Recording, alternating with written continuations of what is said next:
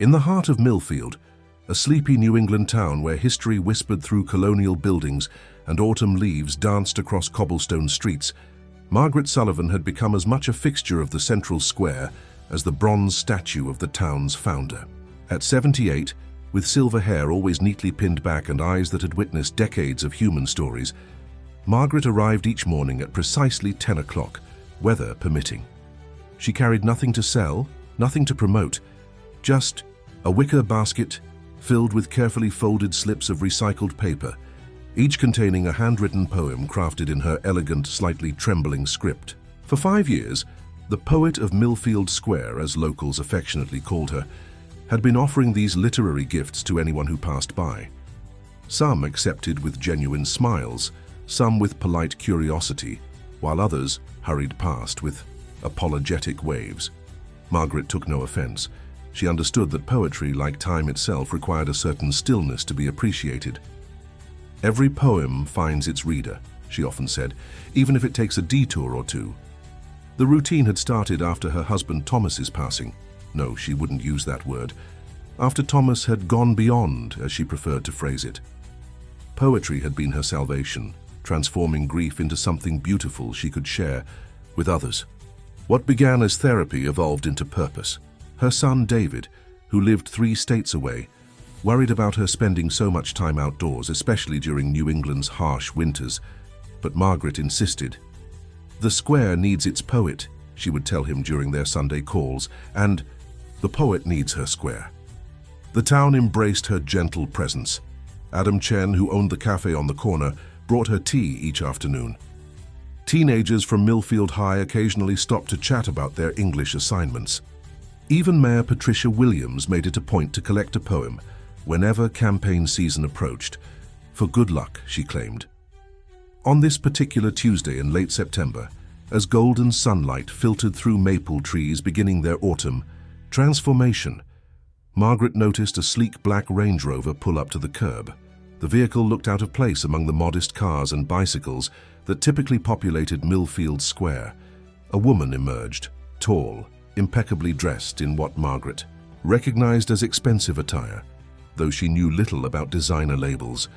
The stranger's posture exuded authority, her heels clicking purposefully against the pavement as she spoke sharply into her phone. "I don't care what the board thinks, Caroline. This acquisition happens on my terms, or it doesn't happen at all." The woman's voice carried across the square as she approached Margaret's bench. Without breaking her conversation, she gestured impatiently at the stoplight near the square's entrance. "And now I'm stuck in some postcard-perfect little town because my GPS decided to take a scenic route. Just perfect." Margaret observed silently, noting the tension in the woman's shoulders, the practiced way she commanded attention even in a place where no one knew her. When the stranger finally ended her call with a curt, "I'll be there in an hour, not a minute sooner," Margaret extended a folded paper toward her, offering the same gentle smile she gave everyone. "A little poetry for your journey?" she asked. The woman, Catherine Reynolds, though Margaret wouldn't learn her name until later, looked down at Margaret as if suddenly realizing she existed. Her perfectly sculpted eyebrows arched in surprise, then lowered in what appeared to be irritation. "Excuse me?" "Just a poem," Margaret explained, still holding out the paper. "No charge, no obligation, just words that might bring a moment of peace." Catherine's laugh was sharp, cutting through the square's tranquil atmosphere. Several pigeons scattered from nearby. "Peace? From amateur poetry?" She plucked the paper from Margaret's hand without looking at it. "Let me guess. Roses are red, violets are blue?" Margaret's smile didn't waver, though something in her eyes dimmed slightly. "Actually, it's about moments of unexpected beauty, how they find us when we're—" But Catherine wasn't listening. With theatrical disdain, she tore the poem into several pieces, letting them scatter in the autumn breeze. "I have 3 degrees and run a multi-million-dollar company. I don't need fortune cookie wisdom from—" She gestured vaguely at Margaret's simple attire. "Whatever this is." The silence that followed felt heavy, spreading across the square like ripples in still water. Margaret said nothing, her weathered hands slowly gathering the torn pieces that had fallen near her feet. She tucked them carefully into the pocket, of her cardigan. Adam Chen had emerged from his cafe, dish towel still in hand, his expression darkening. A young woman with a toddler quickly moved away, casting a disapproving glance at Catherine. But Catherine seemed impervious to the shifting mood of the square. She checked her watch, turned to leave, and froze. Standing directly in front of her, blocking the path to her vehicle, was a white horse. Not a small horse, but a magnificent creature that seemed almost luminous in the September sunlight. It had no saddle, no bridle, nothing to indicate ownership. It simply stood there, calm and unmoving, its dark eyes fixed on Catherine. What the... Catherine stepped back, looking around. Whose horse is this? Get it out of my way. No one moved. No one claimed the animal. In fact, no one seemed particularly surprised by its presence except Catherine. This is ridiculous, she snapped, attempting to sidestep the horse. The animal shifted slightly, continuing to block her path. She moved left, it moved left. She feinted right then, darted left. Somehow the horse anticipated her movement. Frustration bloomed into anger. Is this some kind of small-town prank? Because I do not have time for this nonsense. She pulled out her phone, presumably to call for help, only to discover she had no service. A common occurrence in the square's dead zone, as locals knew well. "Someone control this animal," she demanded. By now, several onlookers had gathered. Someone, a teenager with bright blue hair, had begun filming with their phone. "Maybe you should apologize," suggested an elderly man sitting on a nearby bench. "Apologize for what? To whom? The horse?" Catherine's incredulity was palpable. The man shrugged, not to the horse. He nodded toward Margaret, who continued gathering the last pieces of her torn poem, her movements unhurried despite the growing spectacle. Understanding dawned slowly on Catherine's face, replaced quickly by indignation. "You can't be serious. You think this animal appeared because I tore up a piece of paper? What is this? Some kind of collective delusion?" More phones had appeared, recording the strange standoff. Mayor Williams had emerged from town hall across the square, curiosity evident in her expression. Catherine's composure began to crack. "This is absurd. I have a meeting in Boston in less than 2 hours. I don't have time for whatever this is."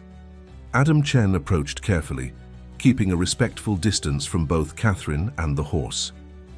"Miss Sullivan's poems are special to this town," he said quietly. "People come from 3 counties over just to get one. They've helped a lot of folks through hard times. So I'm supposed to believe in what? Karma? Divine intervention via livestock?" Catherine's voice had risen an octave. She turned back to the horse, which remained impassive, its white coat gleaming in the sunlight. "Move!" The horse didn't budge. Instead, it lowered its head slightly, as if settling in for a long wait. Catherine's frustration was mounting visibly. She ran a hand through her perfectly styled hair, disturbing its careful arrangement. "This can't be happening," she muttered. Behind her, the teenager with blue hair whispered loudly to a friend, "This is going viral for sure." The words seemed to penetrate Catherine's bubble of disbelief. She turned slowly, suddenly aware of the growing crowd, the phones, the whispers. Her face paled slightly as she realized the potential implications.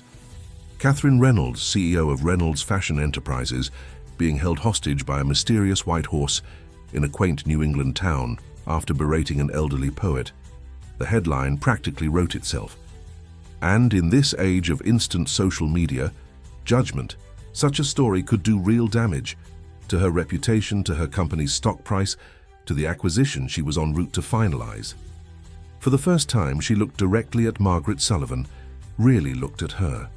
The older woman had finished collecting the torn pieces of poetry and was now sitting quietly, hands folded in her lap, watching the scene unfold with an expression that held no triumph, no anger, only a patient sort of sadness. Something about that look, devoid of the vindictiveness Catherine had expected, caused a tiny fracture in her certainty. "You," Catherine began, then stopped, unsure what to say. The white horse nickered softly, drawing her attention back. It took one step toward her, then stopped, as if waiting. The message couldn't have been clearer if it had spoken aloud. "Your move." The standoff in Millfield Square lasted precisely 18 minutes, though to Catherine Reynolds it felt like hours. The white horse remained immovable, a living barrier between her and the life she needed to return to. The crowd had grown, their whispers forming a soundtrack to her humiliation. When Catherine finally approached Margaret Sullivan, it wasn't with grace or genuine remorse, but with tightly controlled desperation. "I apologize for tearing your poem," she said, the words clipped and formal. "It was inappropriate." Margaret looked up at her, eyes clear and perceptive. "You haven't—" "Read it," she observed quietly. Catherine blinked. "What? The poem? You tore it without reading it." Margaret reached into her basket and withdrew another folded slip of paper. "Perhaps this one will speak to you more clearly." Catherine hesitated, acutely aware of the phone still recording, of the whispers, of the impossible horse watching her with intelligent eyes. With reluctance that felt like swallowing medicine, she accepted the poem and unfolded it. The handwriting was elegant despite its slight tremor. "The walls we build to keep out pain, keep out the light as well. Sometimes the strongest act of all is letting cracks form in the shell."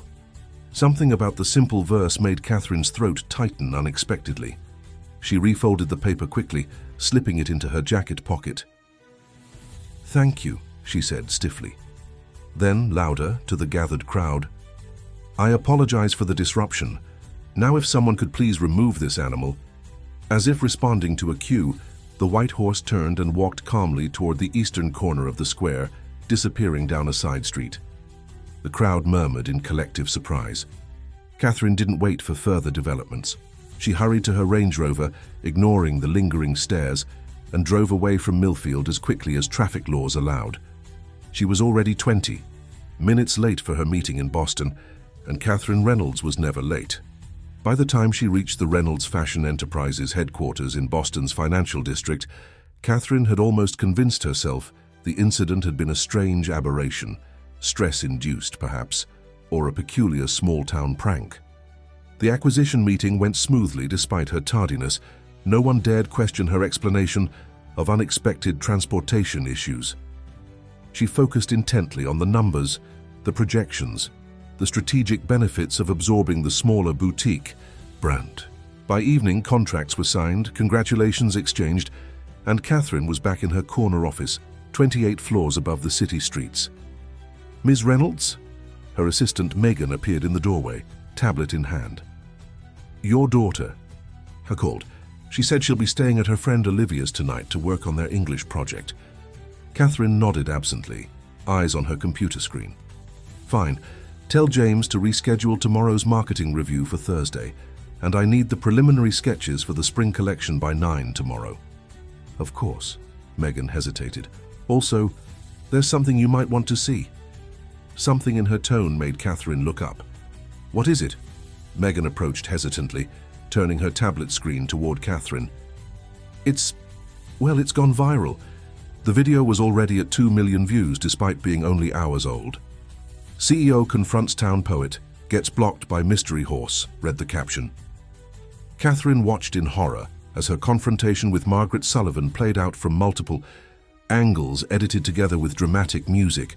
Worse were the comments, "Karma's got 4 legs and a white coat. Rich people thinking they can trample over everyone SMH. The poet grandma is my new hero. Anyone know who the Ice Queen is? Her. Company needs to see this." Catherine set the tablet down with controlled precision. "Contact PR immediately. I want this contained." Megan nodded, retrieving her tablet. "Already briefed them. They're monitoring the situation." After Megan left, Catherine sat motionless, staring at the Boston skyline through her floor-to-ceiling windows. The city lights blurred slightly, and she realized with shock that tears had formed in her eyes. Ridiculous. She blinked them away, angry at this unexpected weakness. Catherine Reynolds didn't cry over social media nonsense. She was tougher than that. Had to be, as a woman who'd fought her way to the top of an industry that chewed up and discarded the weak. She pulled the folded poem from her pocket, reading it again. "Sometimes the strongest act of all is letting cracks form in the shell." Was she in a shell? The thought was uncomfortable enough that she crumpled the poem and dropped it into her wastebasket. The next morning brought no reprieve. The video had reached 5 million views overnight and spawned dozens of memes. The Horse Karma and Shaq Millfield Poet were trending. Catherine's PR team had gone into crisis management mode, but the story was spreading beyond their control. Worse, someone had identified her and the company, turning a viral moment into a potential PR disaster for Reynolds Fashion Enterprises. Catherine's phone rang as she was leaving her penthouse apartment. Her ex-husband, Richard, "Have you seen it?" he asked without preamble. "Good morning to you too, Richard," she replied icily, stepping into the elevator. "Lily showed me the video last night." "What were you thinking, Catherine?" The mention of their daughter made Catherine's stomach clench. "It's being handled, and I'd appreciate if you didn't discuss my business, affairs with our daughter." "She found it herself. It's everywhere, Catherine." His voice softened slightly. "Look, I know you're under pressure with the acquisition, but this isn't good. The board is going to have questions." "The board reports to me, not the other way around," she snapped, though they both knew it wasn't quite so simple. "Just fix it, Catherine, for everyone's sake." He hung up before she could respond. The elevator doors opened to the private garage where her driver waited with the car.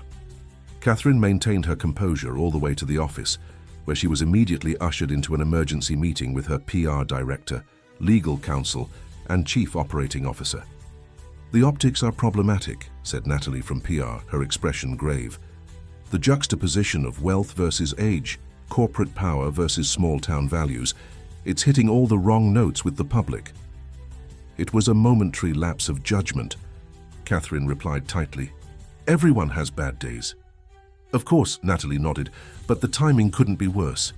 With the acquisition announcement scheduled for next week and the holiday collection launch coming up, what do you suggest?" Catherine cut to the chase.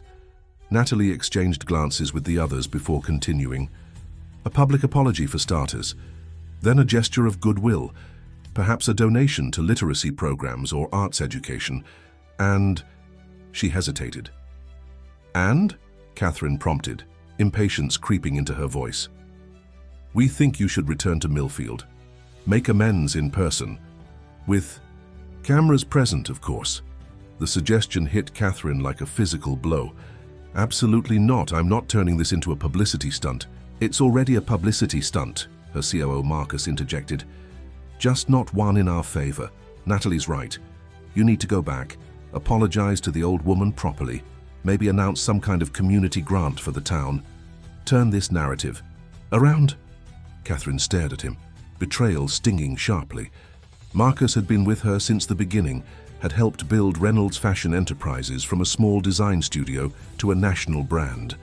His practical business advice had never steered her wrong until now. "The board is concerned," Marcus added quietly. "I've had 3 calls this morning." The unspoken threat hung in the air. Catherine had fought too hard, sacrificed too much to lose control of her company over something so trivial. "Fine," she conceded finally. "Set it up, but I want minimal. Press, nothing flashy. We're correcting a mistake, not launching a campaign." As the meeting dispersed, Catherine remained seated, a strange hollow feeling expanding in her chest. How had a simple detour through a forgettable town led to this? The memory of the white horse's unwavering gaze returned, sending an inexplicable chill down her spine. Meanwhile, in Millfield, Margaret Sullivan was experiencing her own form of unwanted attention. Reporters from regional news outlets had descended on the square, eager to interview the Millfield poet who had stood up to corporate America. Margaret politely declined most requests, continuing her daily routine despite the disruption. "I'm not interested in being anyone's symbol," she told Adam Chen as they sat in his cafe during a rare, quiet moment. "I just want to share my poetry." Adam nodded sympathetically, refilling her teacup.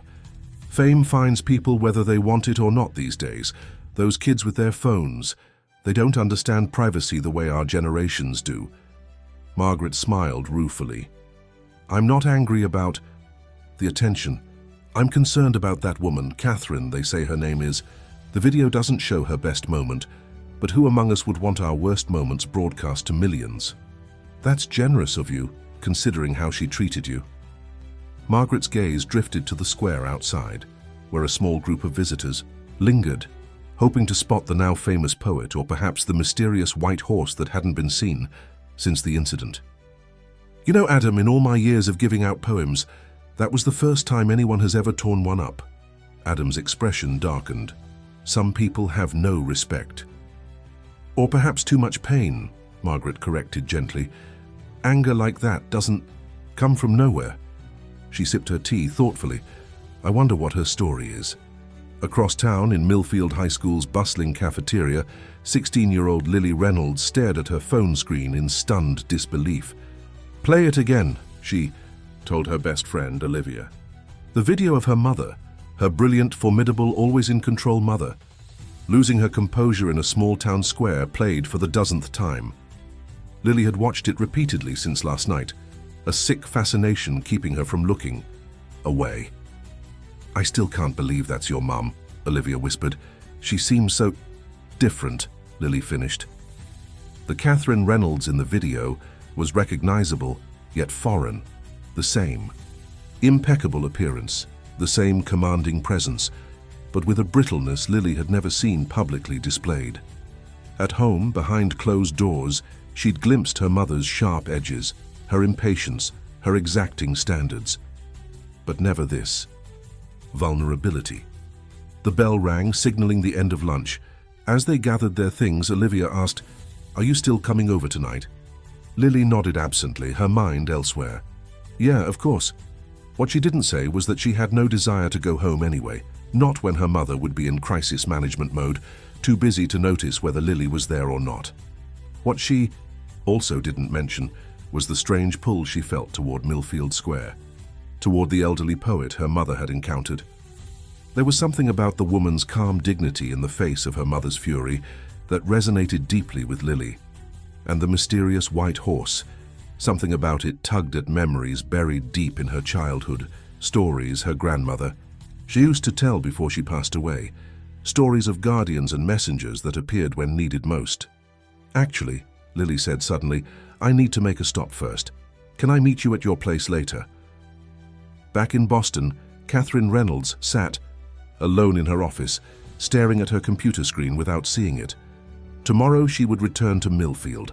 Tomorrow she would face Margaret Sullivan again, this time with cameras recording her carefully scripted apology. Tomorrow she would try to salvage her reputation and protect her company's image. But tonight, as darkness fell over the city, she had conquered through sheer determination and ruthless focus. Catherine felt something she hadn't experienced in years: uncertainty. She reached into her wastebasket and retrieved the crumpled poem, smoothing it carefully on her desk. Sometimes the strongest act of all is letting cracks form in the shell. Outside her window, a strange light caught her attention. The full moon rising over Boston Harbor, casting a silvery path across the dark water. For a moment it looked almost like the coat of a white horse, gleaming with impossible brightness against the night.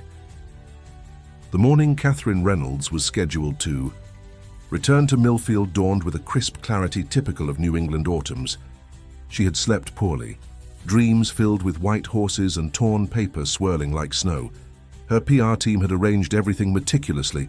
A small press contingent would document her apology to Margaret Sullivan, followed by the announcement of a generous community grant for arts education in Millfield. The narrative had been carefully crafted. A busy executive having a bad day, now making amends with grace and generosity. Simple, redemptive, and strategically beneficial for everyone involved. Catherine dressed with particular care, selecting an outfit that projected approachable authority. Expensive but not ostentatious, a softer color palette than her usual sharp blacks and reds. As her driver navigated Boston's morning traffic, she rehearsed her prepared statement mentally, making small adjustments to sound more sincere. The journey to Millfield took just under an hour, the landscape gradually shifting from urban density to suburban sprawl to rural charm. Catherine's tension mounted with each passing mile. This carefully orchestrated apology felt like a performance, because it was a necessary business maneuver rather than a genuine expression of remorse. Did that make her the heartless corporate villain everyone now believed her to be? The thought was unsettling. The Range Rover pulled into Millfield just before 10 o'clock. Catherine instructed her driver to park a block from the square. She would walk the rest of the way, allowing photographers to capture her humble approach.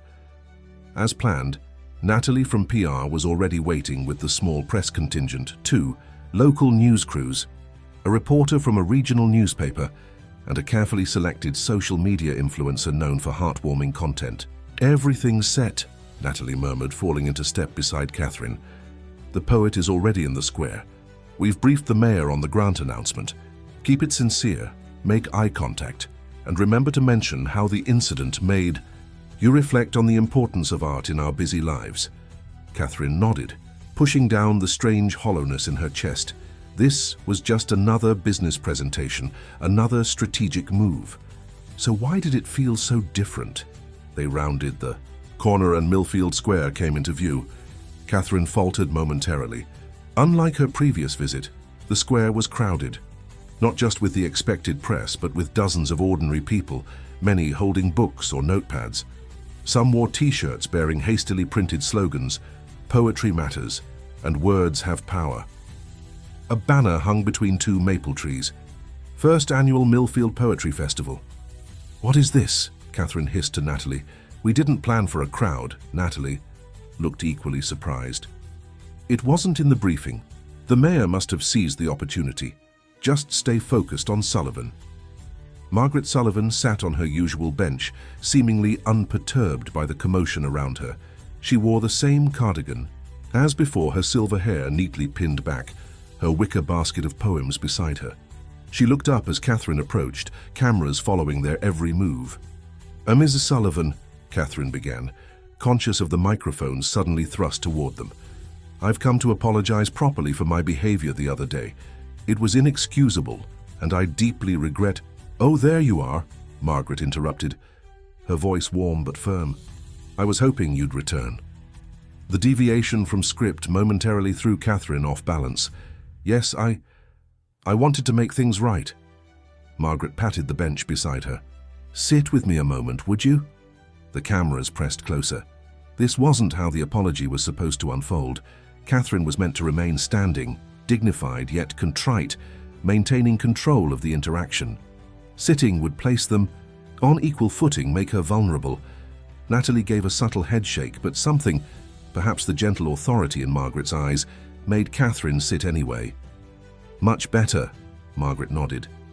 "Conversations should happen eye to eye, don't you think?" Without waiting for an answer, she continued, "I've been thinking about our encounter, Miss Reynolds. Not about the torn poem, that's just paper after all, but about what brought you to that moment." Catherine blinked, unprepared for this direction. "I was having a difficult day and I took it out on you. There's no excuse. We all have difficult days." Margaret waved away the explanation. "What interests me is that you were even in Millfield at all. It's hardly on the way to anywhere." The observation was surprisingly astute. Catherine had asked herself the same question repeatedly. "My GPS rerouted me. Construction on the highway." "Technology," Margaret smiled, "always pushing us down unexpected paths. Sometimes I think there's wisdom in those detours." The conversation wasn't following the planned script at all. Catherine glanced at Natalie, who was watching with barely concealed anxiety. The cameras continued to record, capturing every word. "I brought something for you," Catherine said, attempting to regain control. She reached into her bag and withdrew an envelope. "A community grant for arts education in Millfield. Reynolds Fashion Enterprises wants to support local creative initiatives, particularly poetry programs for young people." It was a good line, crafted to resonate with both the artistic community and business interests. Margaret accepted the envelope without opening it. "That's very generous. The children will benefit greatly." She set it aside, and to Catherine's surprise picked up her basket of poems instead. "Now, would you like to choose one yourself this time?" The request was so unexpected, so disarming in its simplicity, that Catherine found herself nodding. Under the watchful gaze of cameras and onlookers, she reached into the basket and selected a folded paper. Her fingers trembled slightly as she opened it, a detail that wouldn't escape the cameras, she realized with dismay. The poem inside was brief. The paths we think we choose often choose us instead. Listen for footsteps behind you. They may be your own, catching up at last. Catherine read it twice, something resonating deep within her. When she looked up, Margaret was watching her with a gentle, knowing expression. "Keep it," the older woman said. "Some poems take time to reveal their full meaning." Before Catherine could respond, a commotion rippled through the crowd. People were pointing, exclaiming, moving aside to create a path.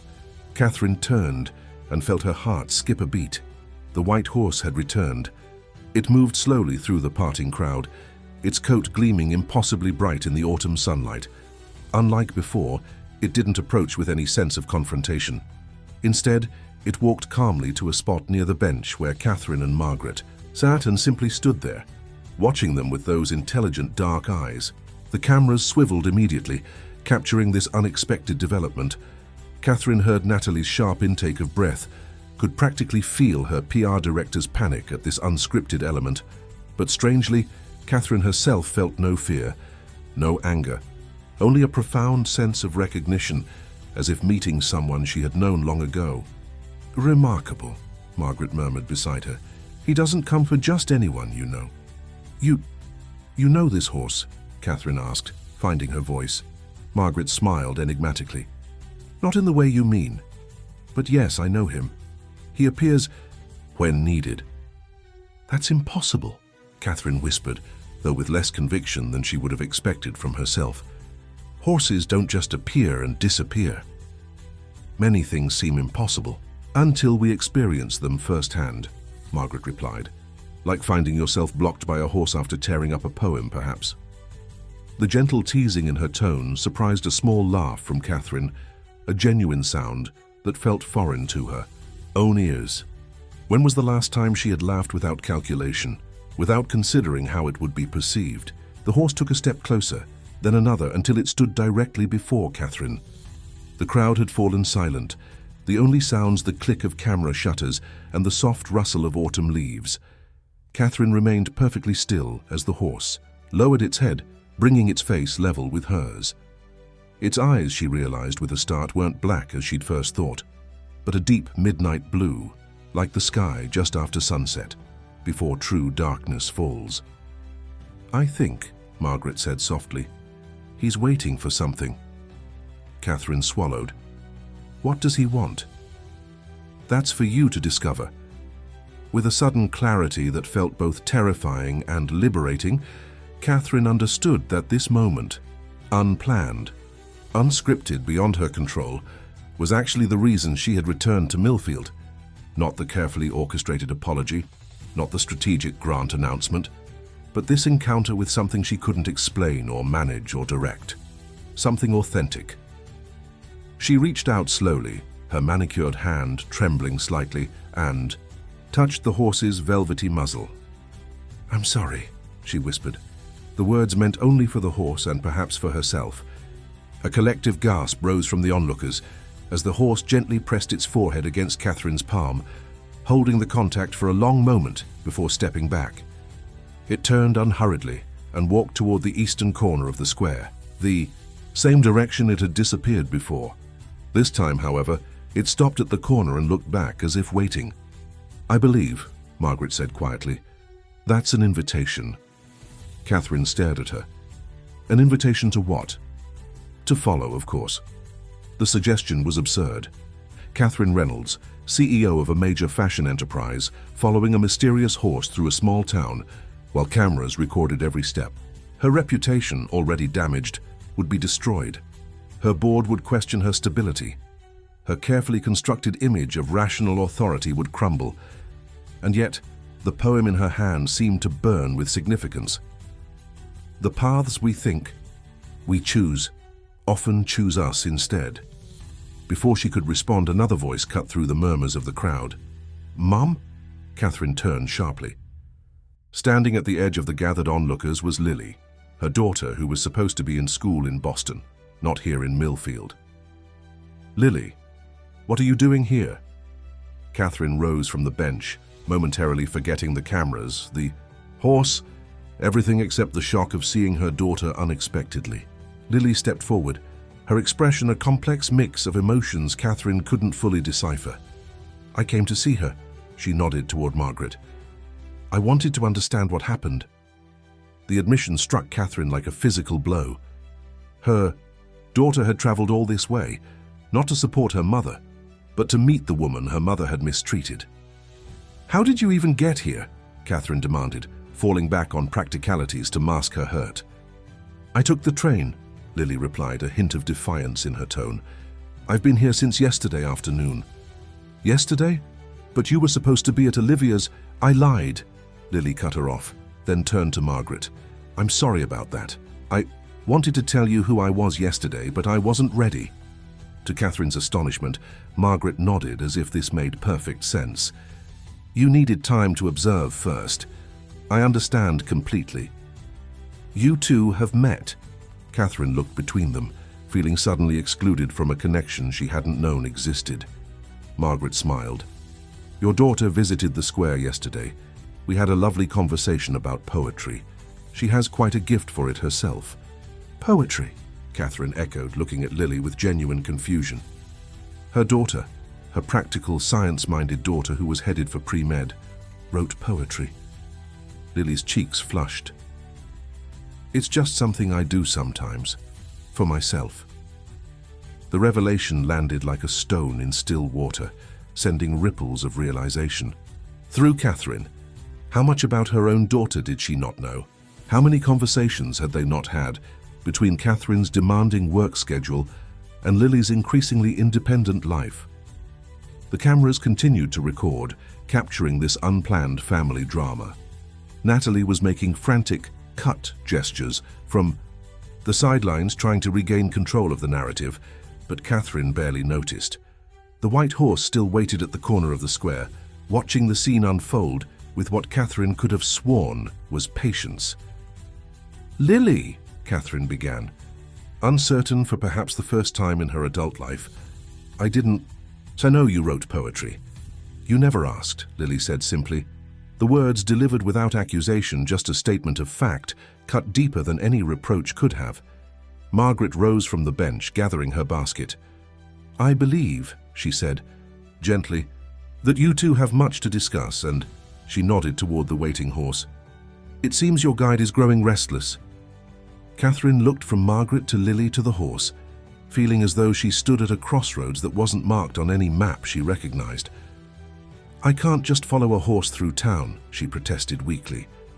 "I have meetings this afternoon, a call scheduled." "Mum," Lily interrupted, a strange new assertiveness in her voice. "I think we should follow it." Catherine stared at her daughter, seeing something she hadn't noticed before, a certainty, a wisdom beyond her 16 years. And suddenly the decision seemed both terrifying and inevitable. "Natalie," Catherine called, not looking away from her daughter, "reschedule my afternoon. Something's come up." "Catherine, you can't be serious," Natalie began, but Catherine had already turned away, extending her hand to Lily. After a moment's hesitation, her daughter took it. Together they walked toward the waiting horse, leaving behind the cameras, the crowd, and the carefully constructed narrative that had brought them to Millfield in the first place. The white horse watched their approach, its midnight blue eyes, reflecting something that in a less rational moment Catherine might have called approval. As they reached it, the horse turned and began walking unhurriedly down the tree-lined street, leading mother and daughter away from the square and toward a destination unknown. Behind them, Margaret Sullivan watched with a smile of quiet satisfaction, the torn pieces of Catherine's original poem still tucked safely in her cardigan pocket. The white horse led Catherine and Lily through Millfield's quiet streets, maintaining a deliberate pace that allowed them to follow without hurrying. Neither mother nor daughter spoke as they walked, both wrapped in their own thoughts. Catherine was acutely aware of the absurdity of their situation, a high-powered executive and her teenage daughter following a mysterious horse through an unfamiliar town, abandoning a carefully orchestrated PR event. What would the board say? What would the press make of this? The questions circled in her mind, yet somehow felt less urgent than they should have. Beside her, Lily walked with surprising confidence, as if following strange horses through small, Towns was perfectly normal. You don't seem shocked by any of this, Catherine finally observed, breaking the silence between them. Lily glanced at her mother, then back at the horse. Grandma used to tell me stories about the white horse. The mention of Catherine's mother, gone 5 years now, sent an unexpected pang through her chest. What stories? She said, a white horse appears when people need to find their way. Not just physically, but, Lily hesitated, searching for the right words, their way back to themselves. Catherine frowned. Your grandmother never told me those stories. Maybe you weren't listening, Lily replied, not unkindly. The observation stung with its simple truth. How many conversations with her mother had Catherine half heard while checking emails or planning meetings? How many of Lily's school events had she missed for business trips? How many family dinners had been interrupted by urgent calls? The white horse turned down a narrow lane lined with ancient oak trees, their branches forming a canopy overhead. Catherine realized they were heading away from the town center toward the outskirts of Millfield. Do you know where we're going? She asked Lily. Her daughter shook her head. I think that's kind of the point, Mom, not knowing. The horse led them past the last cluster of houses and onto a winding dirt path that followed the curve of a small river. The water sparkled in the midday sun, clear enough to see smooth stones on the riverbed. In the distance, a weathered barn came into view, its red paint faded to a soft rose color by years of sun and rain. The horse quickened its pace slightly, heading directly for the barn. I'm not sure we should be trespassing, Catherine said, her ingrained respect for property boundaries asserting itself. Lily rolled her eyes in a gesture so teenaged that Catherine almost smiled despite herself. Mum, we're following a magical horse. I think normal rules are suspended. It's not magical, Catherine insisted automatically, though with less conviction than she would have liked. There's a rational explanation for all of this. Like what? Lily challenged. Catherine had no answer. As they approached the barn, the horse stopped at its wide doors, which stood slightly ajar. It turned to look at them expectantly. I guess we go in, Lily said, moving forward. Catherine caught her arm. Wait, let me go first. Some protective maternal instinct, long buried beneath layers of corporate strategy and time management, surfaced unexpectedly. She pushed the barn door wider, squinting as her eyes adjusted to the dimmer light inside. The interior was surprisingly clean and well-maintained for a structure that appeared abandoned from the outside.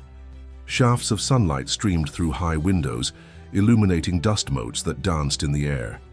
The space was mostly empty except for some old farm equipment, pushed against one wall, and at the center a large wooden trunk. The white horse walked past Catherine and stood beside the trunk, nickering softly. Okay, Catherine said slowly. This is beyond strange.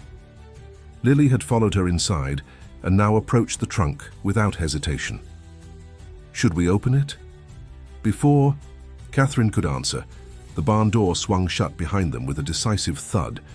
Catherine spun around, heart racing, but there was no one there, just the gentle pressure of the autumn breeze. When she turned back, Lily was already kneeling, beside the trunk, examining its ornate brass latch. It's not locked, she reported, looking up at her mother. Lily, wait, Catherine began, but her daughter had already lifted the heavy lid. Both leaned forward to see the contents, and both fell silent in surprise. The trunk was filled with books. Not just any books, but journals, their leather covers worn with age and use. Atop them lay a cream-colored envelope with Catherine written across it in elegant, familiar handwriting. That's Grandma's handwriting, Lily whispered, confirming Catherine's stunned recognition. With trembling fingers, Catherine picked up the envelope and opened it. Inside was a single sheet of paper, dated 3 weeks before her mother's passing. My dearest Catherine, if you're reading this, you've finally found your way to Robert Sullivan's barn. Yes, Sullivan, Margaret's late husband was my cousin, though I doubt in your busy life you've made that connection. I've asked Margaret to watch for you, to offer you her poetry when the time was right. Knowing you, my stubborn, brilliant daughter, you probably didn't make it easy for her. These journals are my gift to you. The stories I wrote but never published, the family history you were always too busy to hear, the wisdom I hope might reach you now. Remember when you were small and I told you about the white horse that guided lost travelers? You would sit on my lap, eyes wide, believing every word. Somewhere along your journey, you stopped believing in anything you couldn't control or explain. Perhaps that's made you successful in business, but I've watched it narrow your world in ways that break my heart. You've built walls so high that even Lily can't reach you sometimes. It's not too late to tear them down. The horse has brought you this far. The rest of the journey is yours to make with eternal love, Mom. Catherine read the letter twice, her vision blurring with tears she couldn't hold back. Her mother had planned this, had somehow known Catherine would need guidance long after she was gone, had enlisted Margaret Sullivan, had left these journals waiting for a moment Catherine couldn't have imagined. Mom, Lily's voice was tentative. Are you okay? Catherine looked up, suddenly seeing her daughter with painful clarity, the concern in her eyes, the careful distance she maintained, the young woman emerging from the child Catherine had been too busy to watch grow. No, Catherine admitted, the simple truth surprisingly liberating.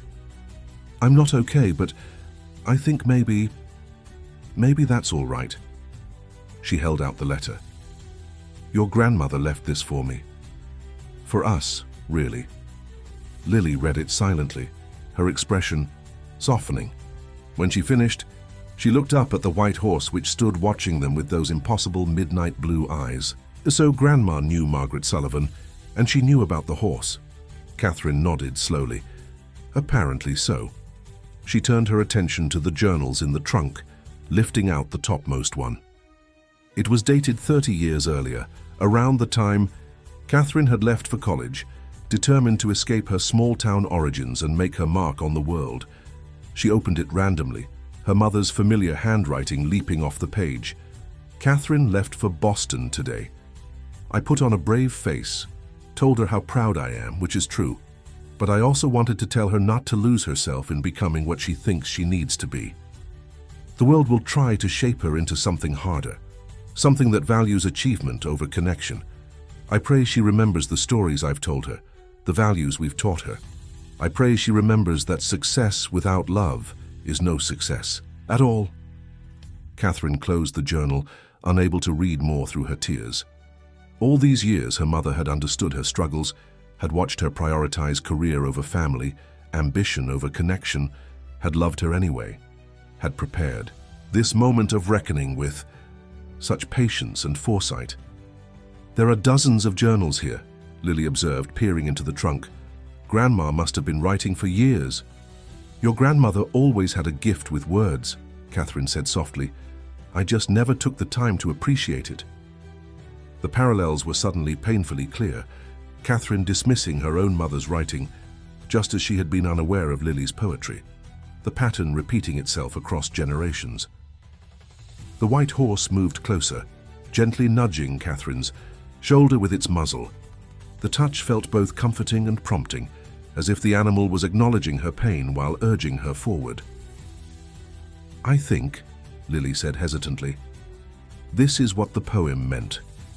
The one you got from Margaret today, about paths choosing us. Catherine nodded, remembering the words.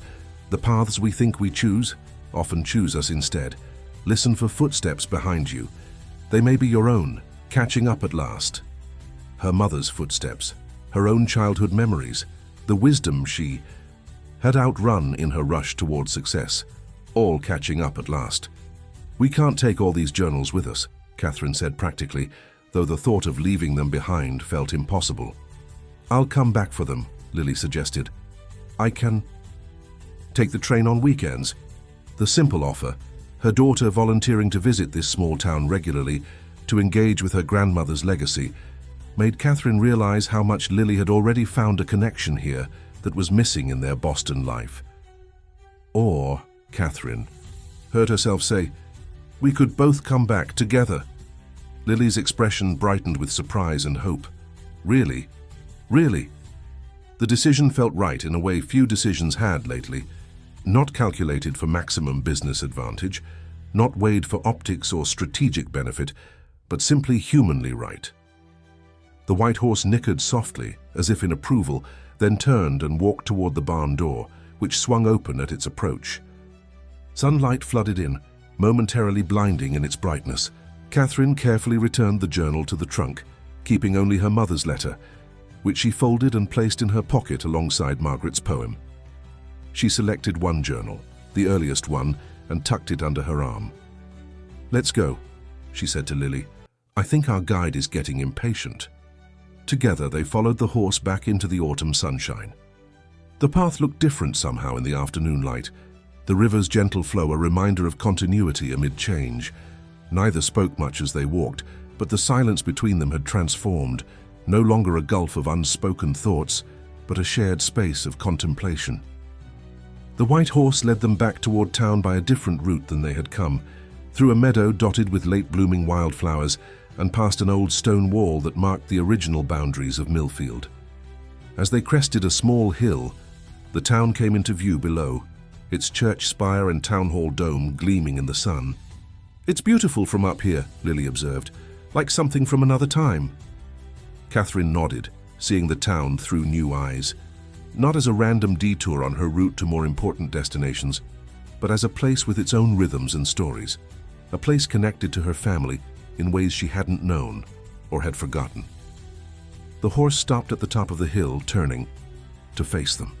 For a long moment it stood perfectly still, its white coat almost luminous in the slanting afternoon light.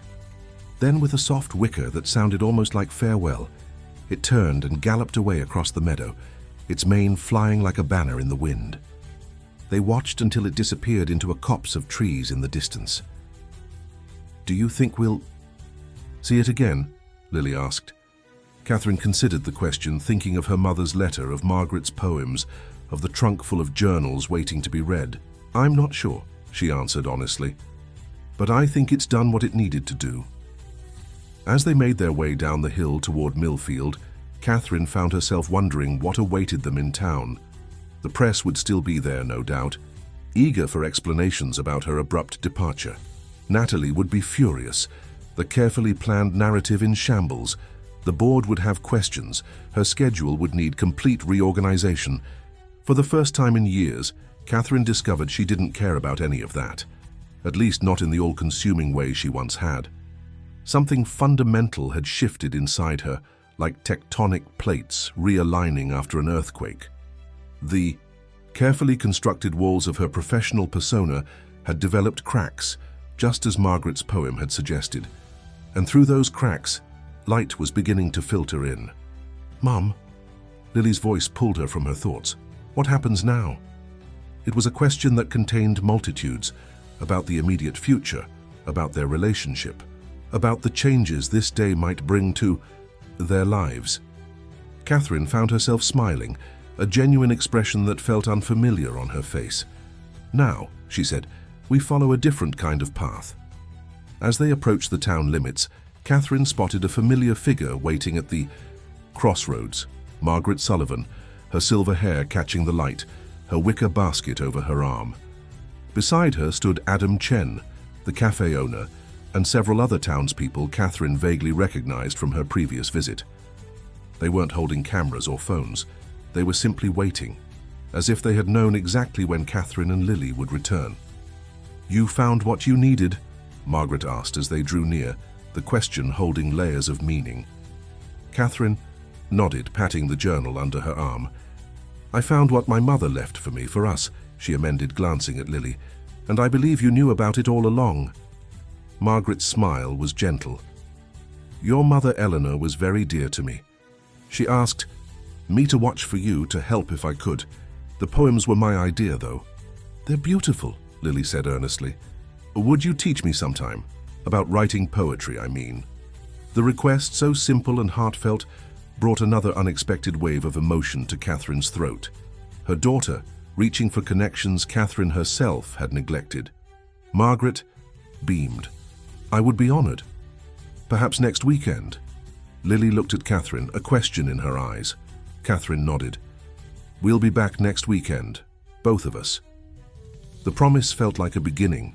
Of what, she wasn't entirely sure, but something authentic and unscripted, something that might just lead her back to herself, and to the daughter she had been in danger of losing without realizing it. As they walked into Millfield Square together, Catherine, Lily, Margaret, and the small group of townspeople who had welcomed them without judgment. Catherine felt a strange sense of homecoming, not to the place itself, which she barely knew, but to a way of being she had forgotten was possible. A way of moving through the world with openness rather than control, with presence rather than perpetual planning. The cameras were still there. Of course, Natalie was waiting with an expression that mingled relief and exasperation. The narrative had veered wildly off script, and there would be consequences to manage, explanations to craft. But for now, in this moment, Catherine Reynolds, the woman, not the CEO, allowed herself to simply be. To stand in the autumn sunshine, beside her daughter, holding a journal filled with her mother's words, feeling the weight of Margaret's poem in her pocket. And somewhere in the distance, though no one else seemed to notice, the soft whicker of a white horse echoed like gentle laughter on the wind. 3 months later, snow blanketed Millfield Square, transforming it into a scene from a holiday card. Christmas lights twinkled in shop windows, and a towering pine tree stood at the center of the square, decorated with handmade ornaments from the town's schoolchildren.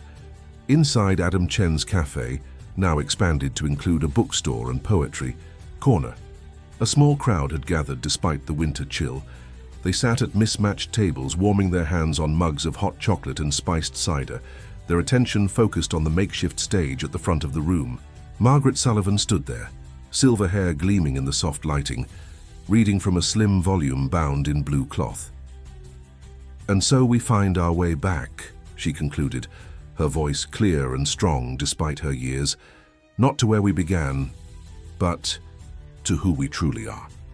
Applause filled the cafe as Margaret closed the book, the first published collection of her poems, released just in time for the holiday season. She smiled and nodded in acknowledgement, then gestured to someone in the audience. "And now I'd like to introduce a new voice to our poetry circle. Please welcome Lily Reynolds." Catherine watched with undisguised pride as her daughter made her way to the front of the room. Lily had changed in these past months, not just in appearance, though the pink streaks in her hair and the vintage clothes she'd begun favoring were certainly new. The change went deeper, to a confidence that came from being truly seen and heard. When Lily began to read her poem, Catherine felt the familiar tightness in her throat that accompanied these moments of revelation, the discovery of depths in her daughter she had never suspected existed. Between the worlds we build and the worlds we dream stands a white horse patient as moonlight, waiting for us to recognize that some doors can only be opened by those who have forgotten how to knock. The poem continued, weaving together the mysterious encounter that had changed their lives with reflections on connection, truth, and the courage to change course. When Lily finished, the cafe erupted in applause again, more enthusiastic than before. Catherine clapped until her hands hurt, meeting her daughter's eyes, across the room with a smile that conveyed everything words couldn't. Beside Catherine sat Natalie from PR, who had flown in from Boston specifically for this event. Her expression was a mixture of professional assessment and genuine emotion. "I still can't believe we turned a PR disaster into the most successful campaign in company history," she murmured to Catherine. "The Paths collection is outperforming every projection." Catherine nodded, though her focus remained on Lily, who was now accepting a congratulatory hug from Margaret. The Paths collection, Reynolds Fashion Enterprises' new line inspired by the Millfield incident, had indeed been a remarkable success. After that day with the White Horse, Catherine had returned to Boston with a new vision for her company. Instead of burying the viral story, she had embraced it, transforming it into a narrative about authenticity, connection, and finding one's true path. The fashion line incorporated poetry from both Margaret and Lily, printed on the linings of jackets and blazers. A portion of each sale went to arts education in underserved communities. Fashion critics had been initially skeptical, but consumers had responded with unprecedented enthusiasm. What could have ended her career had instead reinvented it. But the professional success, while gratifying, was secondary to the personal transformations of recent months. Catherine and Lily now spent weekends in Millfield regularly, staying in a small cottage they had purchased near the river. They had read through Eleanor's journals together, discovering family stories and wisdom neither had known existed. Catherine had reconnected with her ex-husband Richard on new terms, their co-parenting relationship evolving into something healthier and more collaborative. And most significantly, Catherine had begun to write herself, not poetry like her mother and daughter, but honest reflections on leadership, authenticity, and the price of success that would eventually become a memoir. As the poetry reading concluded and people began mingling, Catherine made her way to where Lily and Margaret stood, surrounded by well-wishers. "That was beautiful," she told her daughter, embracing her with uncharacteristic public demonstrativeness. "Your grandmother would have been so proud." "Do you think so?" Lily asked, her voice containing a vulnerability that reminded Catherine how young she still was, despite her newfound maturity. "I know so," Catherine affirmed, touching the locket. She now wore daily, a silver oval containing a small photograph of Eleanor and a tiny scrap of one of her poems. Mayor Williams approached, accompanied by several town council members. "Ms. Reynolds, the planning committee wanted to thank you personally for your sponsorship of the Millfield Literary Festival this spring. With your support and Margaret's connections in the publishing world, we're expecting quite a turnout." Catherine smiled. "It's my pleasure. This town has given me and my daughter more than I could ever repay." The words weren't just polite formality. They reflected a genuine gratitude that still surprised her sometimes. How could a wrong turn, a torn poem, and a mysterious horse have altered the course of her life so profoundly? Yet they had. Or perhaps, as Margaret might say, they had simply revealed the path that was always waiting for her to discover. Later, as the gathering began to disperse and soft snow continued to fall outside the cafe windows, Catherine found herself alone with Margaret for a moment. The older woman was arranging her poems, preparing to leave, when Catherine approached with a question that had lingered for months. "The horse," she said quietly. "Did you ever see it again?" Margaret looked up, her wise eyes twinkling. "The horse appears when needed, Catherine, not when wanted or summoned. But what was it, really?" Catherine pressed, still seeking rational explanations despite everything she had experienced. Margaret considered the question thoughtfully. "Some say it's a guardian spirit that has protected Millfield since its founding. Others believe it's a manifestation of our deepest wisdom, appearing when we've lost our way. Your mother thought—" She paused, choosing her words carefully. "Eleanor believed the horse was a reminder that some things in this world can't be explained or controlled, only experienced and embraced." Catherine nodded slowly. She had come to a similar conclusion, though part of her, the pragmatic, data-driven executive, still searched for logical answers. "The business press is calling what happened to me a midlife epiphany," she said, with a small laugh. "A successful CEO rediscovering her humanity makes for good copy, apparently." "And is that how you see it?" Margaret asked, her gaze direct and penetrating. Catherine considered the question. "I think," she said finally, "that I was building a life that looked successful from the outside, but was hollow at its core. The citadel horse, whatever it was, showed me a different path, or reminded me of one I'd forgotten." Margaret smiled, clearly pleased with the answer. "That's worth more than any corporate acquisition, wouldn't you say?" "Infinitely more," Catherine agreed. She helped Margaret gather her things, then glanced around the cafe searching for Lily. Her daughter stood near the bookshelf that now housed Margaret's published collection, deep in conversation with a local boy about her age. Catherine recognized him as the teenager with blue hair who had filmed her confrontation with Margaret months ago, though the hair was green now, and he was looking at Lily with unmistakable admiration. Watching them, Catherine felt a complex mixture of emotions, protective concern, yes, but also a newfound trust in her daughter's judgment and a bittersweet acknowledgement of her growing independence. "She's finding her way," Margaret observed, following Catherine's gaze, "just as you are finding yours." "It's not always easy," Catherine admitted, "changing course midstream." "The most important journeys rarely are," Margaret replied. "But they're the ones worth taking." They were interrupted by Adam Chen, who approached with a steaming mug. "Your usual," he said, handing it to Catherine with a smile that lingered perhaps a second longer than strictly necessary. Catherine accepted the tea with a murmured thanks, aware of a warmth in her cheeks that had nothing to do with the hot beverage. Her friendship with Adam had deepened over these past months of weekend visits, evolving gradually into something that might, someday, become more. Another unexpected path opening before her. "Will you be staying through Christmas?" Margaret asked, a knowing glint in her eye suggesting she had noticed the exchange. Catherine nodded. "Lily and I both will. We're hosting dinner at the cottage on Christmas Eve. You'll come, of course." "I wouldn't miss it," Margaret assured her. As they prepared to brave the snowy evening, Catherine paused to look back at the transformed cafe, the poetry corner with its comfortable chairs, the bookshelves lining walls that had once been empty, the diverse mix of townspeople and visitors sharing conversations and connection. So much had changed in such a short time, not just in her own life but in Millfield itself. The sleepy town had awakened to new possibilities, inspired partly by Margaret's poetry gaining national attention, partly by the viral story of the mysterious White Horse, and partly by Catherine's ongoing involvement in community initiatives. What had begun as a PR crisis had evolved into something authentic and lasting, a legacy more meaningful than any corporate achievement. Outside, the snow continued to fall softly, transforming Millfield Square into a wonderland of white. Catherine zipped her coat, not her usual designer wear, but a practical down jacket better suited to New England winters, and waited as Lily said her goodbyes to the green-haired boy, whose name she had learned was Jason.